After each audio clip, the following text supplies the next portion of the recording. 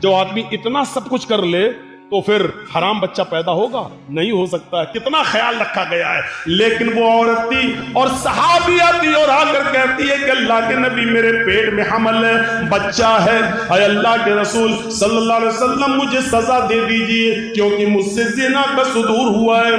आपने कहा ले जाओ, पत्थरों से मार मार कर खत्म कर दो। लेकिन कहने लगी मेरे पेट में बच्चा है। तो कहा कि जाओ जब बच्चा पैदा हो जाए तब आना। जब बच्चा पैदा हो गया तब आई। कहा अब इसको मार दो, खत्म कर दो। बच्चा रोने लगा। माँ अपने बच्चे को जब दूध पिलाने लगी तो अल्लाह के नबी ने कहा खातून अभी तुझे मारा नहीं जाएगा, अभी कत्ल नहीं किया जाएगा। ये बच्चा जो नाजायज बच्चा है, जो जिना की पैदावार है, अभी तेरे दूध की जरूरत है इस बच्चे को, अभी तुझे नहीं मारा जाएगा। इतनी तमाम बंदिशों के बावजूद वो औरत कबूल करती है कि ये नाजायज बच्चा है। सोचिए मेरे भाइयों, ये हराम औलाद है, लेकिन उस हराम बच्चे को भी अल्लाह के रसूल पेट में मारने की इजाजत नहीं दे रहे, खत्म करने की इजाजत नहीं दे रहे हैं। बच्चे के माँ से कहा जा रहा है जब ये बच्चा तेरा दूध छोड़ दे तब तू आना।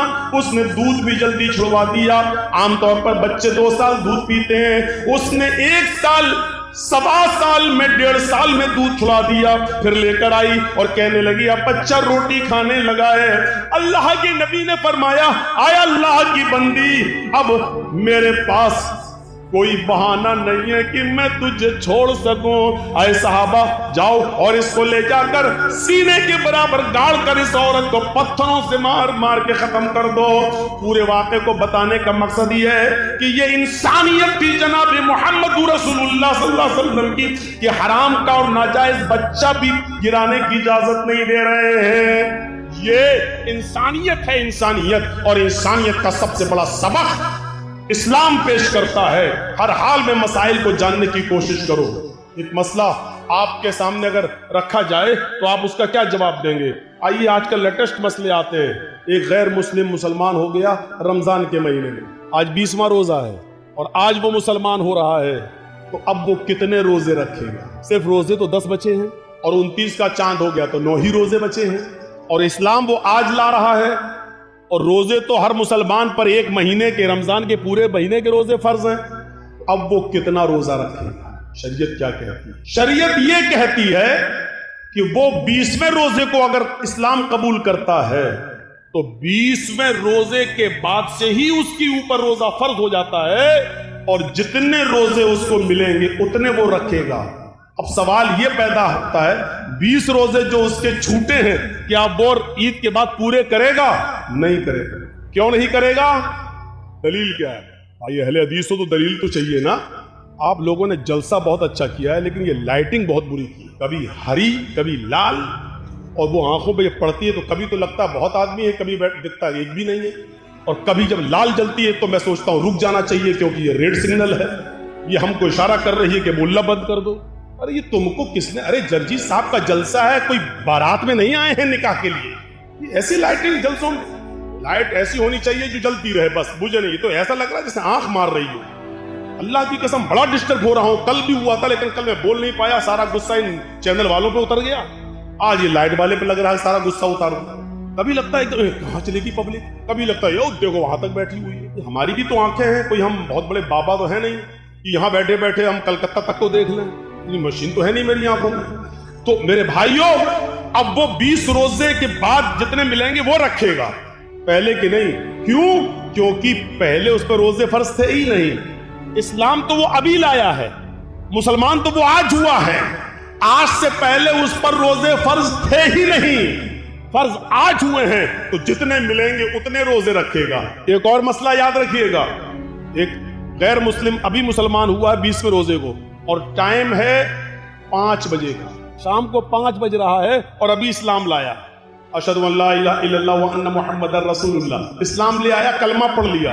5 बजे से ही उसके ऊपर रोजा फर्ज हो गया। सुन लीजिए, अब 5 बज रहे हैं, अभी इस्लाम लाया है, 5 बजे से ही उसके ऊपर रोजा फर्ज है।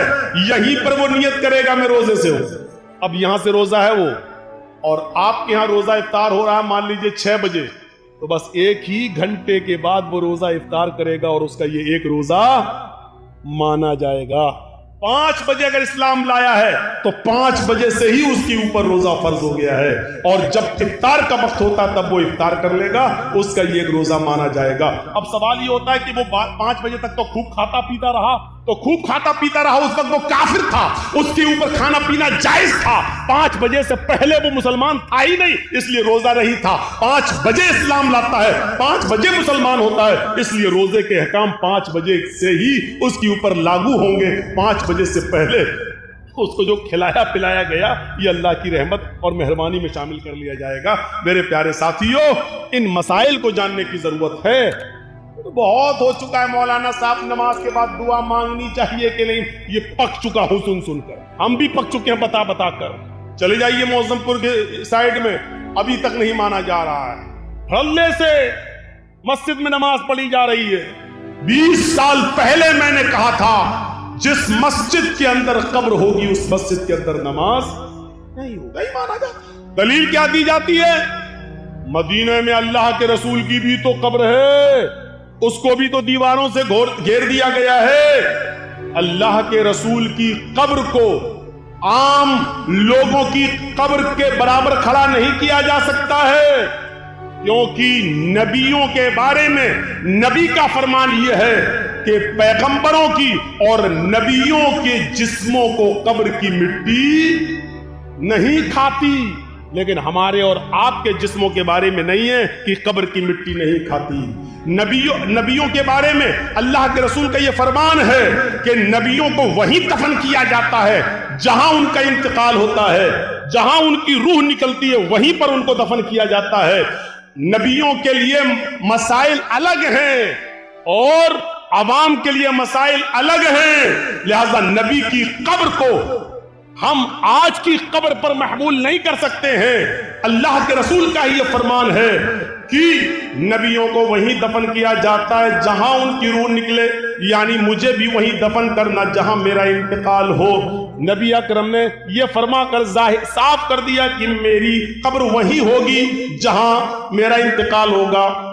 नबियों की कब्र को खोद कर नहीं निकाला जा सकता है, लेकिन किसी इंसान को गाड़ दिया जाए, किसी इंसान को दफन कर दिया जाए और पता चले कि यहाँ तो मस्जिद थी, मस्जिद में एक आदमी को दफन कर दिया गया, अगर 10 साल बाद 20 साल बाद भी पता चले तो फिर उस कब्र को खोदा जाएगा। अगर उसमें से कुछ हड्डियां मिलती हैं तो उनको निकाला जाएगा और उनको मुसलमानों के कब्रस्तान में मुंतकिल कर दिया जाएगा और कब्र को जमीन के लेवल पर करके उस पर नमाज पढ़ी जाएगी। अगर 10, 15, 20 साल के बाद अगर उसमें हड्डियां भी ना मिले, जब कब्र को खोदा जाए तो उसमें हड्डियां भी ना मिले, क्योंकि जिस्म इंसान का मिट्टी से बना हुआ और जिस्म को मिट्टी बन जाना है। अब अगर हड्डियां नहीं मिलती है तो उस कब्र से 1-2 तसला, 1-2 बड़ा बर्तन भरकर मिट्टी निकाली जाएगी और उसको मुसलमानों के कब्रस्तान में मुंतकिल कर दी जाएगी और इस कब्र को जमीन के बराबर करके उस पर नमाज पढ़ी जाएगी। लेकिन मसला है वो अपनी जगह पर कायम रहेगा। आप उसकी चाहे कितनी दीवारें खड़ी कर दें, चारों तरफ से उसको कितना भी घेर दें, लेकिन जिस कब्र मस्जिद के अंदर कब्र है उस मस्जिद के अंदर नमाज नहीं होगी, नहीं होगी, नहीं होगी। ये उसी नबी का फरमान है जिस नबी का फरमान ये है कि नबियों को वहीं दफना किया जाता है जिस जगह नबियों का इंतकाल होता है। उसी नबी का ये भी फरमान है कि अपने घरों को कब्रिस्तान मत बनाओ। ये भी कहा उसी नबी ने, लानतुल्लाहि अलल यहूदी वन नसारा इत्तखज़ू कुबूर अंबियाहिमुल मसाजिद। अल्लाह की लानत हो यहूद और नसारा पर जिन्होंने अपने अपने नबियों की कब्रों को मस्जिद बना लिया है। मेरे भाइयों, कब्रों को मस्जिद नहीं बनाया जा सकता है, मस्जिद में कब्र नहीं बनाई जा सकती है। लिहाजा इस हदीस को अपनी जगह पर, ये मसले पुराने हो चुके हैं, अब लेटेस्ट मसाइल की तरफ आइए, नए नए मसाइल की तरफ आइए। वक्त की जरूरत है नए मसाइल की तरफ आना। तो ये मसले तो बहुत पुराने हो चुके हैं, हमें इन मसलों को जानने की जरूरत है। जहां इस्लाम ने एहतराम इंसानियत बताई है वहीं इस्लाम के अंदर एहतराम मुस्लिम भी बताया गया है। अच्छा, अब ये अंदाजा लगाओ, जब अल्लाह ये कह रहा है कि पड़ोसी के बच्चों को प्यार और मोहब्बत की नजर से देखो, तो इसका मतलब क्या हुआ? अपने बच्चों से कितना प्यार करो। ये आप अंदाजा लगा सकते हैं ना। जो इस्लाम दूसरों के बच्चों से मोहब्बत करने का हुक्म दे रहा हो तो उससे अंदाजा लगाओ कि फिर अपने बच्चों से कितनी मोहब्बत होनी चाहिए। जो इस्लाम पूरी इंसानियत के साथ अच्छा सलूक करने का हुक्म दे रहा हो, तो फिर मुसलमानों के साथ अच्छा सलूक करने का उसमें कितना हुक्म होगा। या अय्युहल्लज़ीना आमनुत्तकुल्लाह हक़्क़ तुक़ातिह वला तमूतुन्ना इल्ला व अंतुम मुस्लिमून वअतसिमू बिहब्लिल्लाहि जमीअन वला तफर्रक़ू। इसके बाद वज़कुरू निअमतल्लाहि अलैकुम इज़ कुंतुम अअदाअन फ़अल्लफ़ बैन क़ुलूबिकुम फ़अस्बहतुम बिनिअमतिही इख़वाना। याद करो, आए मुसलमानों, याद करो उस दिन को, उस दौर को याद करो। वज़कुरू निअमतल्लाहि अलैकुम इज़ कुंतुम अअदाअन, कि तुम आपस में एक दूसरे के दुश्मन थे। फ़अल्लफ़ बैन क़ुलूबिकुम, अल्लाह ने तुम्हारे दिलों में उल्फत डाल दी। फ़अस्बहतुम बिनिअमतिही इख़वाना, तो तुम अल्लाह की इस नेमत से, इस्लाम की नेमत से, कुरान की नेमत से, नबी की नेमत से तुम आपस में भाई भाई हो गए। अल्लाह ने हमें उस दौर को याद दिलाया जब हम आपस में एक दूसरे के दुश्मन थे। एक एक रोटी और एक एक बोटी के पीछे हम एक दूसरे का कत्ल कर दिया करते थे। एक गांव के एक आदमी की बकरी दूसरे के गांव के खेत में, एक आदमी के खेत में चली गई, इतनी सी बात को लेकर झगड़ा शुरू होता है दोनों कबीलों और दोनों खानदानों के बीच में। जानते हो ये लड़ाई कितने दिन तक चली? ये लड़ाई 27 साल तक चली। ये लड़ाई 27 साल तक, और 27 साल के बाद जब ये लड़ाई बंद होती है तो दोनों तरफ से मरने वालों की तादाद गिनी जाती है, तो मरने वालों की तादाद थी 40,000। एक बकरी की वजह से, वो भी सिर्फ थोड़ी सी घास खा ली थी, इतनी सी बात पर दोनों कबीलों में लड़ाई चलती है। तो कितने साल तक चली? 27 साल। और 27 साल के बाद जब बंद होती है तो दोनों तरफ से मरने वालों की गिनती कितनी हुई? 40,000।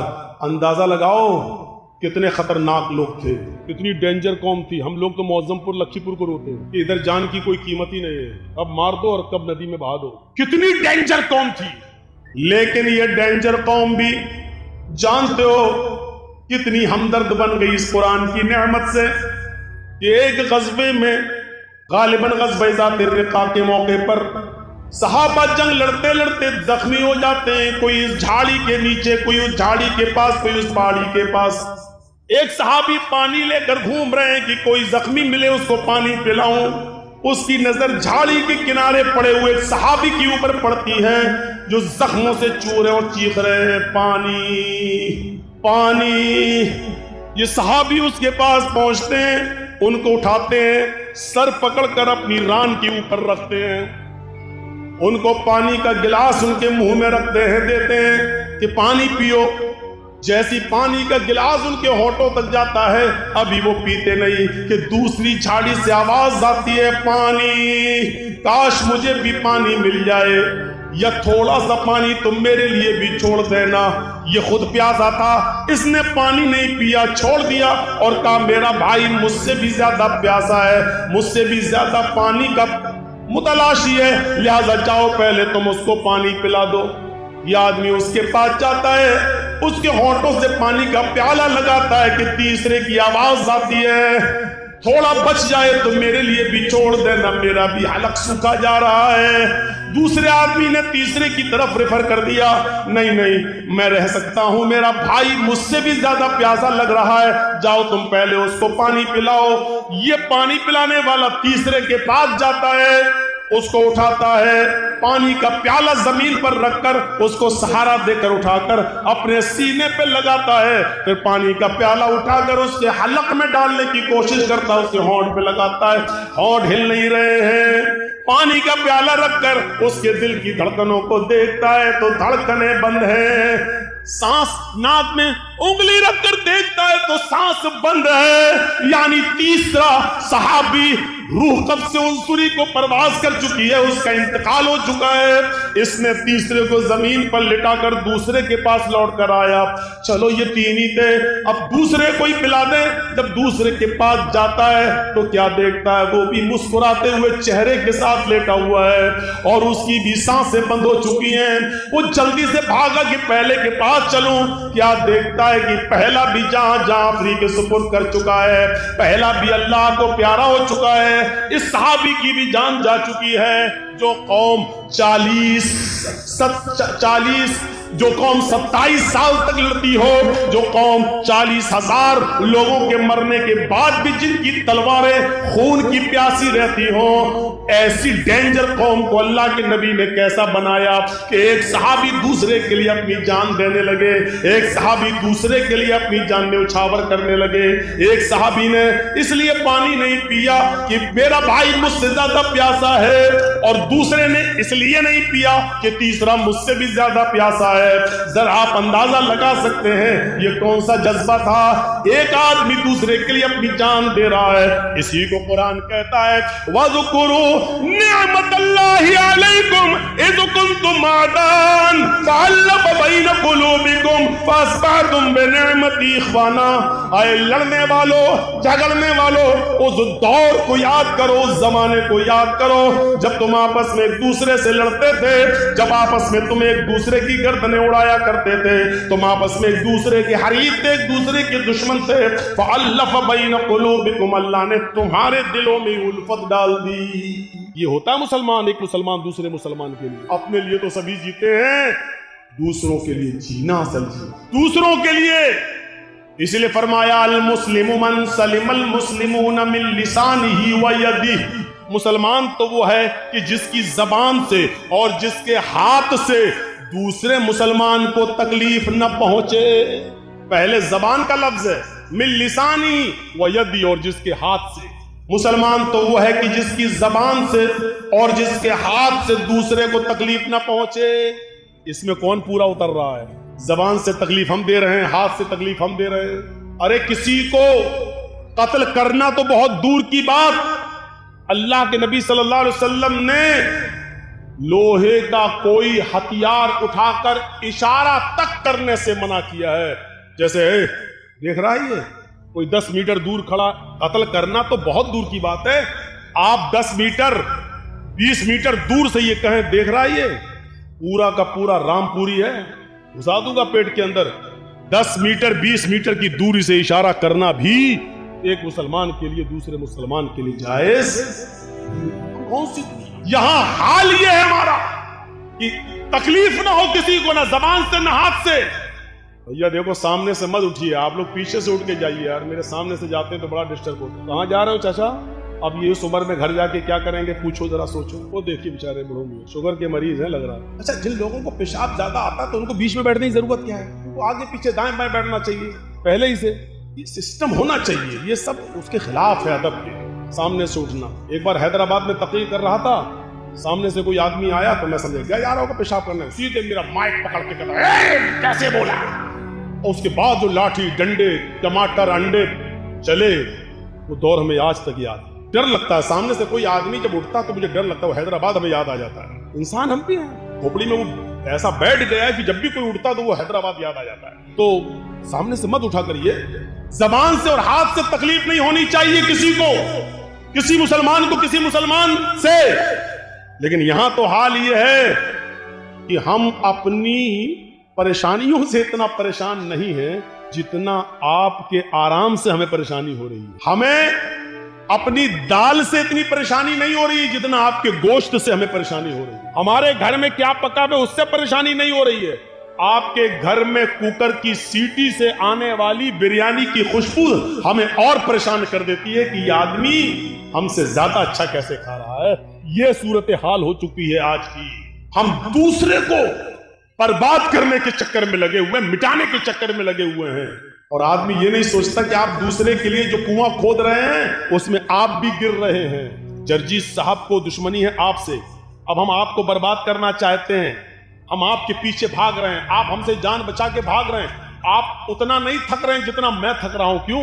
क्योंकि मुझे पकड़ना है आपको, तो आपसे ज्यादा तेज रफ्तारी से मैं दौड़ूंगा तभी आपको पकड़ पाऊंगा। तो आप उतना नहीं थक रहे हैं, उससे ज्यादा मैं थक रहा हूं। वो आदमी उतना बर्बाद नहीं हो रहा है जितना हम उसको बर्बाद करने में अपने आप को बर्बाद कर रहे हैं। एक आदमी की जमीन का झगड़ा चला दूसरे आदमी से, दूसरे आदमी को 1 लाख की जमीन है लेकिन हमें चाहिए, हमारा पावर है, वो पुलिस में रिपोर्ट करके कोर्ट मुकदमा करके 100 साल ले लेंगे, लेकिन जमीन 1 लाख की, लेकिन 1 लाख रुपए की जमीन लेने के लिए 3 लाख बर्बाद कर चुका अब तक, कोर्ट कचहरी बर्बाद करके उसने अपने आप को और ज्यादा बर्बाद कर लिया है। लेकिन जिद है कि हमें इसी की जमीन चाहिए।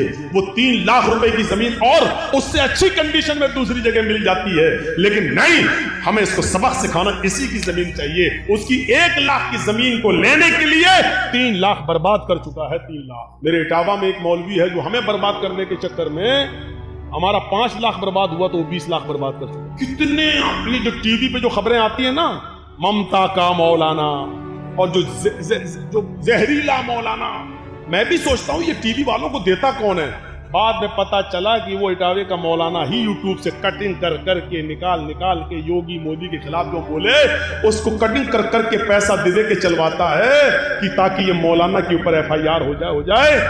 अगर हमें बचने के लिए मेरा 2, 4, 5 लाख खर्च हुआ तो वो बेचारा अब तक 20 लाख खर्च करके अपने आप को बर्बाद कर चुका है। और इसके बाद भी हालत ये है कि पूरे हिंदुस्तान में एक भी जगह अब उसको बुलाया नहीं जा रहा है, उसको निमंत्रण नहीं दिया जा रहा है, उसको कहीं दावत तक नहीं दी जा रही है, क्योंकि वो आदमी, जाति दुश्मनी तो एक दूसरे की माफ की जा सकती है, लेकिन जमाती दुश्मनी बहुत बुरी होती है। उसने पूरे जमात के साथ जो धोखाधड़ी की है, इसी वजह से कोई उसको दावत नहीं दे रहा है।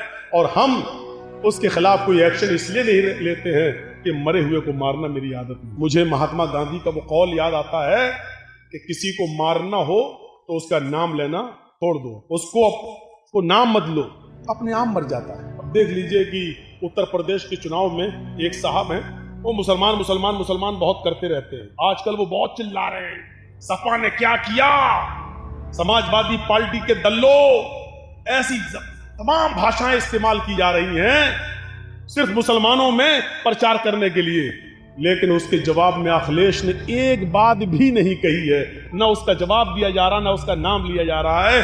इसका नतीजा ये निकला कि पूर्वांचल में चले जाओ या पश्चिम में चले जाओ, जो पहले कुछ वोट मिलने वाले भी थे, बंटने वाले थे, चुनाव से 2 दिन पहले सब ऐसे एक हुए, ऐसे इकट्ठे हुए कि उन्होंने सोचा कि नहीं, पहले अपने आप को बचाओ, इसी में भलाई है, इसी में भलाई है, पहले अपने आप को बचाओ। और ये अक्लमंदी का तकाजा है मेरे भाइयों, ये अक्लमंदी है कि हर आदमी को, हम तो बार बार कहे हैं, मेरे मोबाइल में आज तक मेरे घर यही रखा हुआ है, अभी 4-5 दिन पहले चलाया है, अभी जी हिंदुस्तान ने मेरे खिलाफ, और अभी चिल्लाया, देखिए ये लखनऊ में जो ममता बनर्जी आई हैं, ये मौलाना जर्जीस की प्लानिंग का एक हिस्सा है। अब बताइए, ये जी हिंदुस्तान ने चलाई है, मेरे पास रखी हुई है वो रिकॉर्डिंग। मैं जब टीवी में आ रहा था मैंने वो बना लिया, उसकी वीडियो बना ली, 2 मिनट की मैंने वीडियो बना ली कि देखिए ये उसी प्लानिंग का हिस्सा है।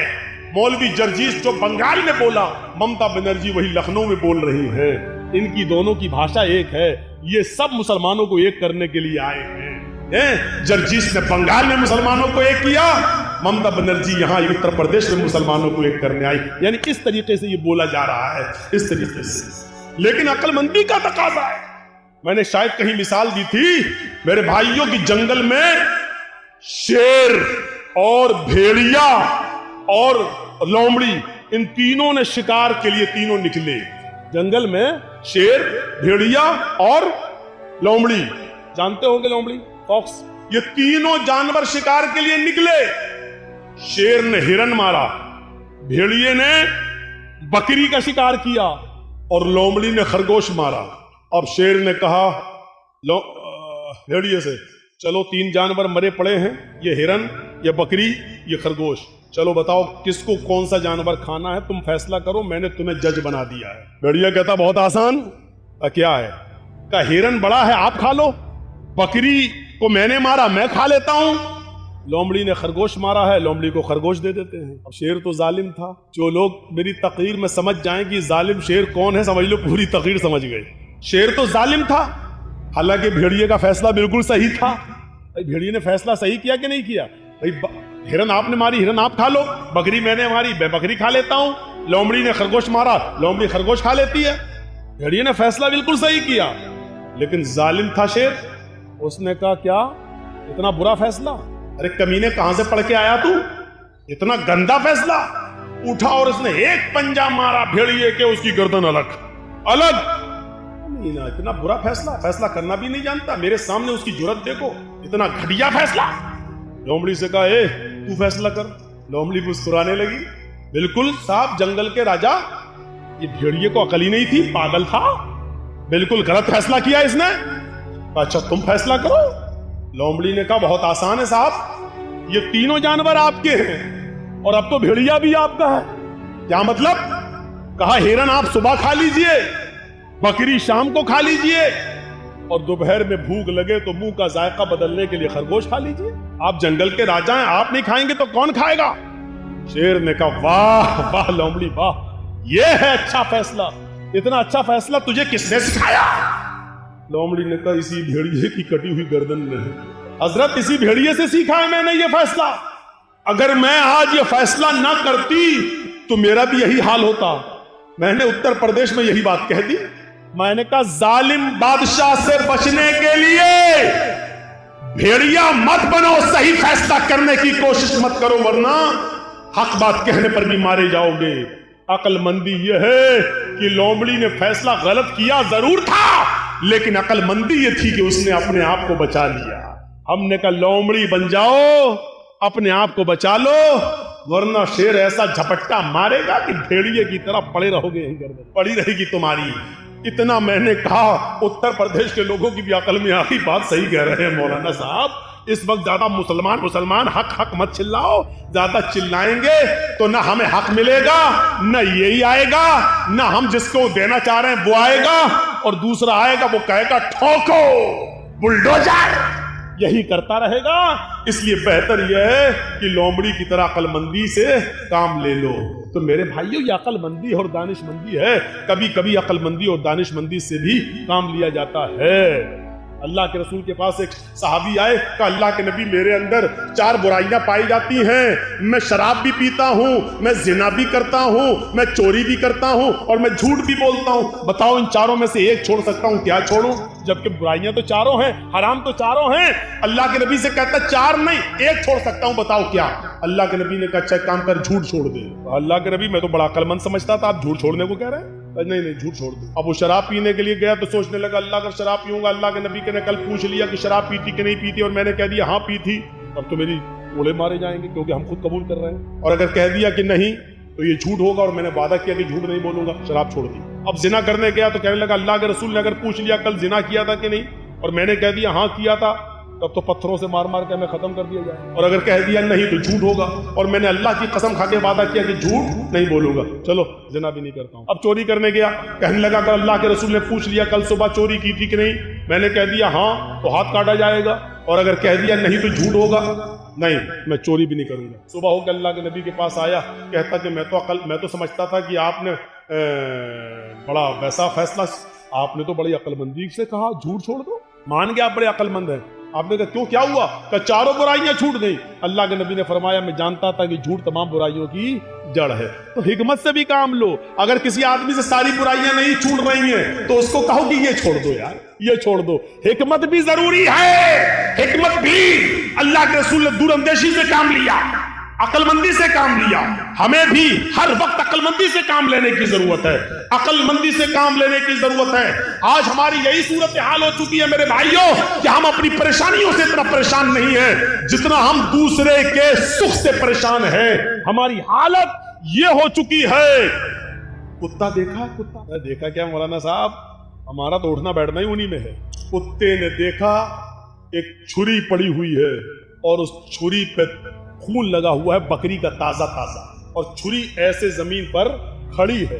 اب کتے کو تو چاٹنے کی عادت ہوتی ہے, اس نے کہا اس پہ بکری کا خون لگا ہے, خون کو چاٹنے کے لیے اس نے اپنی زبان چلائی. جیسے ہی چلائی چھری پر اس کی زبان کٹ گئی. بکری کا خون تو چاٹ گیا لیکن اس کی زبان کٹ کے اس کا خون اس پر لگ گیا. اب کتا کیا سمجھ رہا ہے نا, ابھی خون باقی ہے. اس نے پھر دوبارہ زبان سے چاٹا, پھر دوسری جگہ سے کٹ گئی. اس نے کہا ابھی بھی باقی ہے, پھر چاٹا, پھر کٹ گئی. وہ اس وقت تک چاٹتا رہا کہ اس کی زبان کٹ کے گر گئی, اور پھر وہ خود ہلاک ہو گیا, مر گیا. یہی حالت ہماری ہے.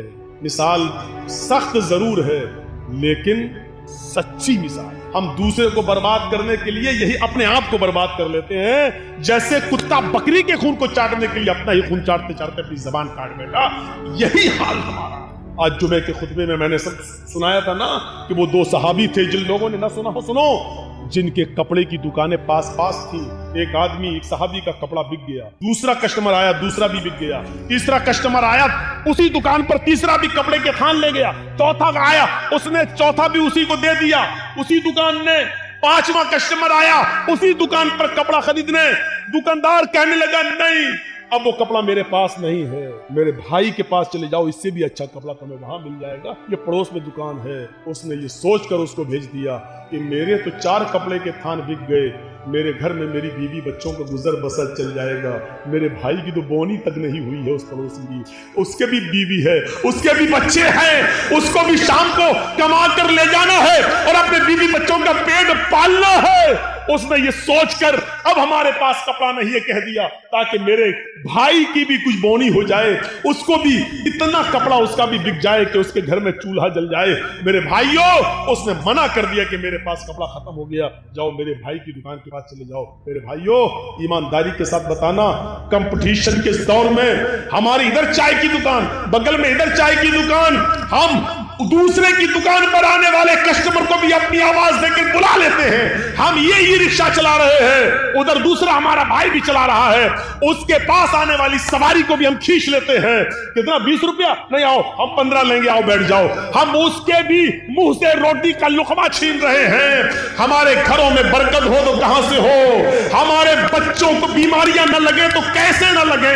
हमारे माँ बाप को बीमारियां और कैंसर जैसी बीमारियों में मुलव्वस न हो तो क्यों न हो? क्योंकि हमने रोजी रोटी के सारे नाजायज तरीके इस्तेमाल कर रखे हैं। हम तो अपने भाई की खुशी देखना ही नहीं चाहते हैं। हम अपने दुकान के होते हुए दूसरे की दुकान पे कस्टमर आता हुआ देखना ही गवारा नहीं कर सकते हैं। मेरे भाइयों, इस्लाम की तालीम ये तो नहीं थी, इस्लाम की तालीम ये तो नहीं थी। इमाम अहमद इब्न हंबल रहमतुल्लाह अलैह के पास एक बूढ़ी औरत आती है और सुनो, आए बीड़ियों का धंधा करने वालों सुनो, आए तंबाकुओं के धंधे करने वाले सुनो, आए सूद और ब्याज के खाने वालों सुनो, आए लंबे चौड़े बैंक बैलेंस बनाने वालों सुनो, आए बैंकों की नौकरियां करने वालों सुनो। इमाम अहमद इब्न हंबल रहमतुल्लाह अलैह के पास एक बूढ़ी औरत आती है और कहती है, इमाम मोहतरम जी, एक मसला पूछने आई हूँ, मेरी माँ बहनें सुने।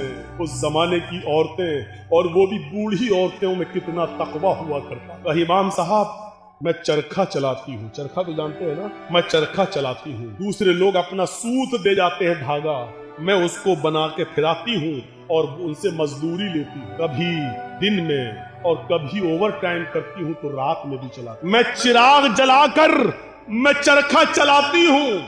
जब मेरे पास तेल होता है तो मैं चिराग अपना जलाती हूँ और सूत फिराती हूँ। इमाम साहब, उसकी मजदूरी में लेती हूँ। इसमें बुराई क्या है? तो हम मैं ये नहीं पूछने आई हूँ कि बुराई क्या है, मैं ये पूछने आई हूँ कि कभी कभी मेरे पास चिराग जलाने के लिए तेल नहीं होता तो मैं सोने के लिए बिस्तर पर जाना चाहती हूँ, लेकिन देखती हूं कि पड़ोसी के घर में चिराग जल रहा है और उसके घर के चिराग की रोशनी मेरे आंगन में आ रही है। मैं अपना चरखा लेकर उस आंगन में बैठ जाऊं और उस पड़ोसी के घर से जो चिराग जल रहा है, मैं मांगने नहीं गई उसकी रोशनी, लेकिन उसकी रोशनी ऑटोमेटिक मेरे घर में आ रही है।